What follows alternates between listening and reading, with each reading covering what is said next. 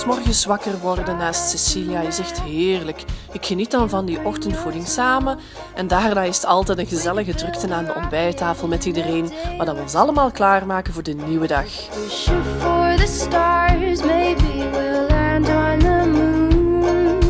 Kijk, een vrouw kan een kind dragen, baren en voeden met haar lichaam. Ik vind dat gewoon wonderbaarlijk. En die sterktes, ik wil die zelf graag in de strijd gooien. Toegegeven, alleen zou ik het echt niet kunnen.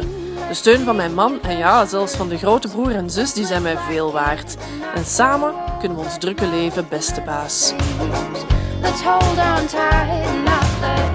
Borstvoeden en werken combineren, dat blijft echt een uitdaging. En dat is ook voor mij niet alle dagen even evident. Ik heb me gewoon voorgenomen om er plezier in te hebben en me gedwongen tot een strakke organisatie. En dat maakt het voor mij best haalbaar.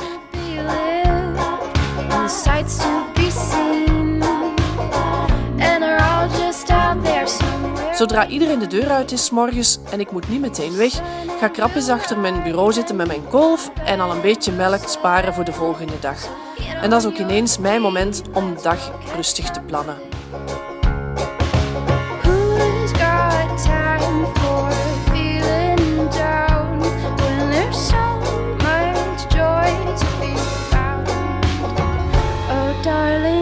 Net zoals bij iedereen zit mijn dag meestal goed vol en ik ren van hot naar her. Het is wel wat wringen om er ongeveer iedere 4 uur 10 minuten kolfpauze tussen te krijgen, maar het lukt.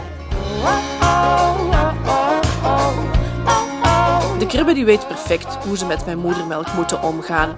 En dat maakt dat ik altijd een vrolijke Cecilia terugkrijg. Wij vrouwen zijn natuurtalenten in het plannen en organiseren. En mama's die dat willen, moeten dat talent gebruiken om borstvoeding en werken ook gewoon mogelijk te maken.